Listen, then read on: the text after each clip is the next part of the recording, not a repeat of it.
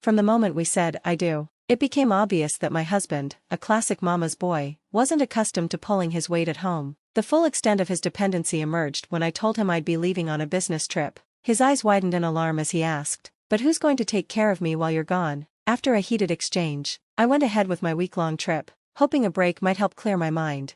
When I returned, I found divorce papers waiting on the table alongside a note from him. "Since you decided to neglect your duties here, I'll be staying at my parents'. Consider these papers a sign and think things over." My initial anger was overwhelming. How dare he use divorce as leverage? But as I calmed down, I realized maybe this was the clarity I needed. Filing the papers the next day, I thought, maybe a divorce wasn't such a bad idea after all.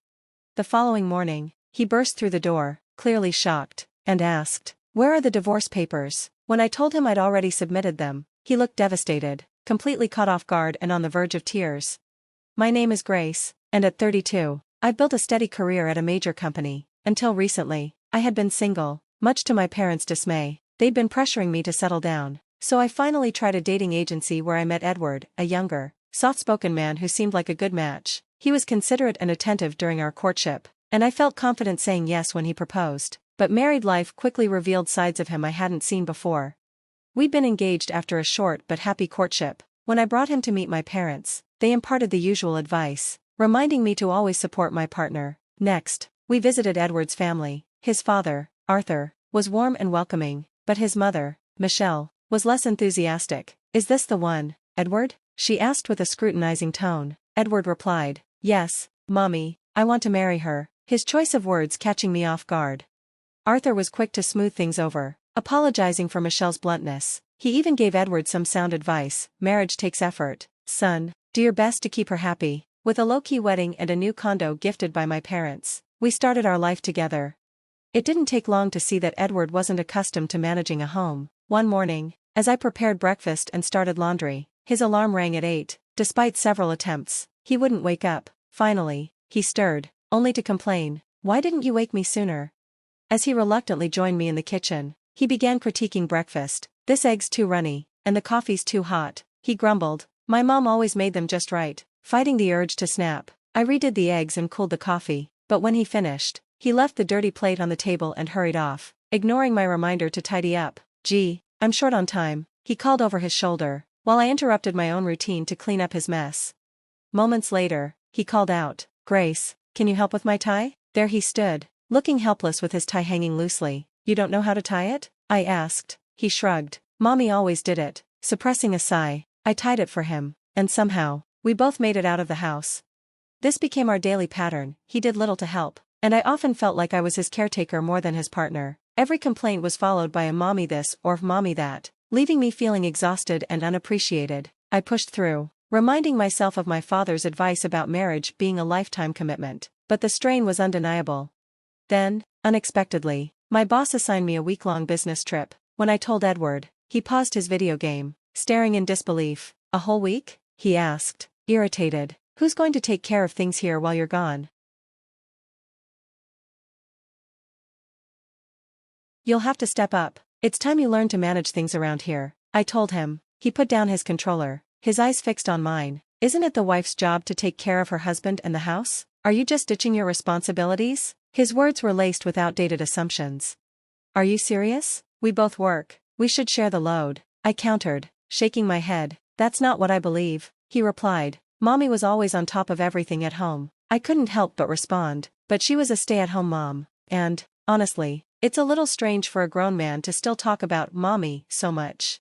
His expression tightened. "What's your issue with me and my mom?" he snapped defensively. "I don't have one," I said, "but you've got to see how dependent you are. You can't wake up on time, you can't tie your tie, and you constantly compare me to her. Maybe it's time to start doing things yourself."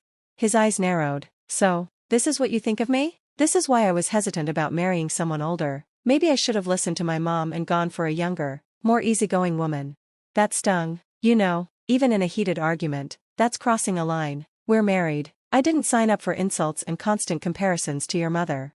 The tension was thick, our unresolved issues suddenly too large to ignore, and the reality of how different our expectations were for each other and our marriage loomed over us like never before. I was stunned by his words. With a smug expression, he challenged, "You can't actually want a divorce. can you? Wouldn't want to carry that label, right? And don't forget what your dad said about sticking together. Then, with a hard edge in his voice, he added, fine, but if you go on this trip and leave me here, I'm seriously considering a divorce. With that, he turned on his heel and stormed off to our bedroom, leaving me in shock. Yet, even as the surprise lingered, the notion of divorce settled in my mind. I'd struggled with it before, reluctant to disappoint my parents. Now, it felt like something worth considering. With these heavy thoughts, I went to bed. The next morning, I was up early, preparing for my business trip, the weight of our argument still fresh. I nudged Edward, still curled under the covers. I'm leaving now, better wake up, or you'll be late for work. He responded with a sleepy mumble, and I left, rolling my eyes. Hours later, a text came in from him. You barely tried to wake me, now I'm late. Did you really go on that trip? I quickly replied, I did wake you up, and yes, I'm on my trip, I'll be back in a week. He read the message but didn't respond. Midway through the trip, I called my parents to update them about Edward's behavior and to share my growing thoughts on divorce. I braced myself for a lecture, unsure of how they'd take the news. To my surprise, they offered words of unconditional support. We had no idea he acted like this. Take your time to think, but don't feel obligated to stay if it's not right. We're here for you, no matter what you decide. Their reassurance brought tears to my eyes. Returning home, I knew a serious conversation with Edward was inevitable. If he didn't show any signs of change, I was ready to take the possibility of divorce more seriously. I walked into the house that evening, surprised to find it empty. On the table was a set of signed divorce papers and a note that read, since you ditched the housework, I'm going back to my parents. Look over the papers and think things over. My initial reaction was anger. How dare he use divorce as a threat? But as my frustration faded, I began to see things differently. Maybe this was the sign I needed to end things. With that, I decided to file the papers. When the divorce was finalized, I felt a burden lift from my shoulders. That night, I slept more peacefully than I had in a long time. The next morning, as I enjoyed a quiet coffee, the door swung open, and in walked Edward, clearly upset. Why didn't you come to my parents to apologize? What's gotten into you? He demanded, seeing the empty spot where the papers had been. His expression shifted from anger to shock. Wait, where are the divorce papers? Oh, I filed them, I replied calmly. You did what? He stammered, looking stunned. You actually went through with it? His shock quickly turned to outrage. I'm calling my parents. Go right ahead, I replied, unbothered, feeling certain of my decision. An hour later, his parents, Michelle and Arthur, arrived. Michelle stormed in, glaring at me. How could you just divorce Edward like that? I kept my voice steady. If he left the divorce papers ready for me, doesn't that suggest he wanted it? Is that a problem? How dare you act so bold? You're just his wife, Michelle retorted, but Arthur quickly stepped in with a firm enough. The room fell silent. Arthur looked at me. Grace, would you mind explaining what happened? I nodded and shared the story, our argument, his threats, the papers he'd left. I felt like he was giving up, so I went with it. I finished. Arthur seemed about to respond when Edward broke in. Mom, Dad, come on, tell her off. Michelle jumped in. Oh, Edward, my poor boy, she's overreacting, just reverse the divorce. But I held my ground. There's no going back. It's final, we're done, I said firmly. Michelle's face flushed, and she opened her mouth to speak, but Arthur cut her off. Enough, Michelle, he said firmly, before turning to me with an apology for Edward's behavior. Then, looking straight at Edward, whose eyes widened in disbelief, Arthur continued, You fool, I knew you had issues, but using divorce as a threat? That's just absurd. You had this coming. Michelle tried to interject again, but Arthur wasn't finished. And some of this is on you too, Michelle. You spoiled him rotten. If you don't knock it off, I might consider divorce myself. The room grew tense as Arthur laid bare the reality, leaving both Edward and Michelle speechless. Michelle, visibly shaken, seemed haunted by Arthur's words, glancing at him with worry. Arthur turned back to me, his expression softened by regret. Grace, I'm truly sorry for the trouble our son has caused you. He has a lot of growing up to do. I hope you find happiness and peace moving forward.